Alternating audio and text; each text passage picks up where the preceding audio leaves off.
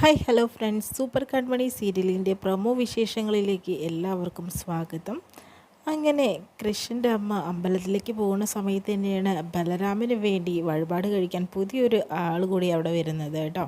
അങ്ങനെ തന്നെ തിരുമേനി ചോദിക്കുന്നുണ്ട്, എന്താ ഇവിടേക്ക് ആദ്യമായിട്ട് വരുന്നതാണോ, പുതിയ ആളാണോ എന്ന് ചോദിക്കുമ്പോൾ, ഇല്ല തിരുമേനി, ഞാൻ പഴയ ആളാണ്, പക്ഷേ ഇപ്പോൾ പുതിയതാണെന്ന രീതിയിലൊക്കെ പറയുന്നുണ്ട്.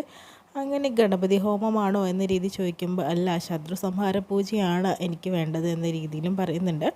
അപ്പോൾ എന്തായാലും സാഗറിനും കൃഷ്ണനും എന്തായാലും തിരിച്ചടി കൊടുക്കാൻ വേണ്ടിയിട്ട് ബലരാമൻ്റെ അടുത്ത ഒരാൾ തന്നെയാണ് അതെന്നുള്ളത് നമുക്ക് മനസ്സിലാക്കാം. ഒരു പക്ഷേ അമ്മയായിരിക്കാം.